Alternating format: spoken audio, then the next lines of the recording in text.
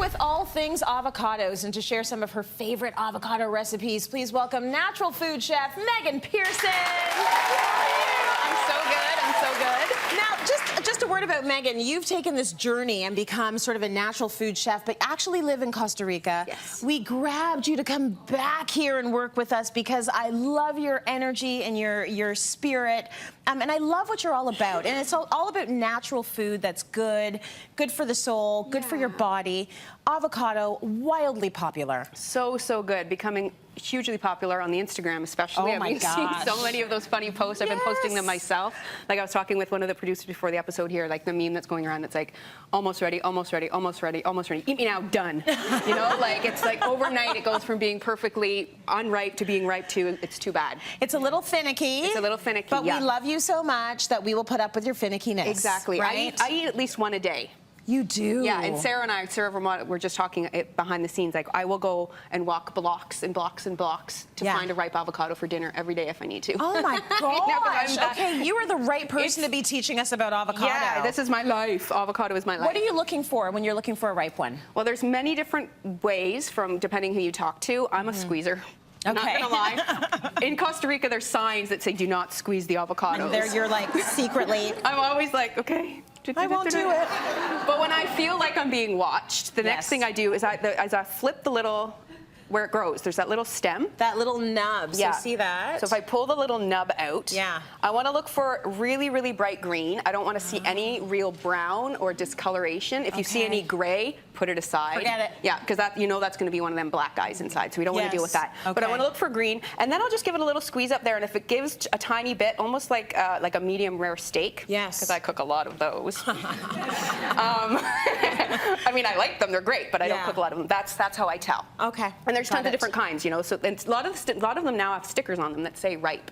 Oh, I've never paid attention to the stickers. There's a couple of grocery stores that I've been into recently here in North America that they do say I'm ripe now. Okay. Thank you for telling me. And just want to touch on the different types as well. This one I think is being marketed as a slim cado, or at least it used to be when I lived in Canada 5 years ago still. It's a higher water content. Okay. Avocado, typically a lot bigger, and this is what we grow in Costa Rica, on the trees in Costa Rica, natively. Interesting. We grow this type. Does it taste any different? A lot more, less rich, still just as creamy, but less rich. Obviously, you can taste that it's got a lot of higher water content. But a lot of fiber. All avocados are super high in fiber, which you would never think because of the creaminess and the high fat content. They're really like 4 grams of fiber or something per avocado. Okay, really so good. tons of fiber, tons of really good healthy fat. Yep. Let's talk about freezing them. Freezing avocados, a lot of people don't think that you can do that. Yeah. So I freeze it and I use it a lot of ways because I buy crates of myself avocados. So they tend to, like I said, go ripe all at the same time. So I freeze them, and one of the ways I do it is in an ice cube tray. So I brought this here from my home. Yeah. See, all I've done here is I've taken the avocado. You either hand mash it if it's super ripe with a tiny bit of lime juice. That's going to help with stopping it from going brown. Or in your food processor or your blender, if you have a nice high power blender, that's really great. But you might need to add a little bit of extra water to get it to really blend. But then I just freeze it individually, and this is really great for using in different recipes like smoothies, which we're going to do. Cacao mousses, all of that type of stuff. Anything that has a pureed texture in the finished product, because you're not going to take this and put it on your salad, obviously. Right. No. The other way to do it, Ziploc bag, slice it into any slice you want, and then my secret for vacuum packing is I'll zip my zipper up most of the way, grab my trusty straw, make my own little vacuum pack. Oh, is that what you do?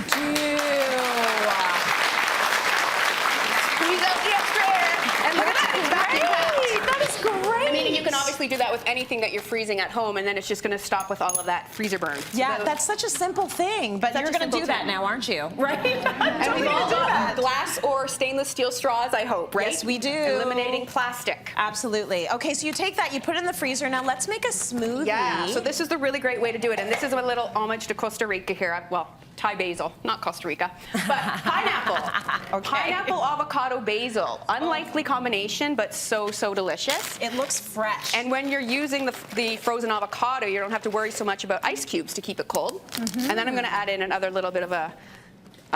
is it almond milk? This is coconut milk. So another little homage to Costa Rica. So I'm going to add that, and that's just going to... some nice fat. Yes, and so this is kind of like a virgin pina colada.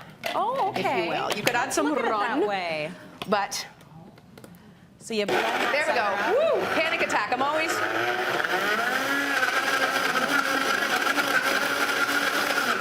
And because Nice. that's loud, we're not going to go all the way. But look Yeah, at how it's fine. beautiful this is. Even leaving the nice flecks in here. Yeah. Little chunks of avocado act as our ice cubes too, so you can sip around them, and then you have this beautiful. I love it, Meg. That Beautiful is great. smoothie. We're putting that recipe online for you, cityline.tv. Imagine waking up to that kind of a smoothie. Yeah, look I mean, that is nutrients in a glass right there. Nutrients in a glass. Now, the other way that we can use these frozen avocados, blocks and or the segments, is in a dessert, which is a cacao smoothie. So we just put our Yes. avocado in, banana. You've probably seen different For versions of that. sweetness. Woo, look at that.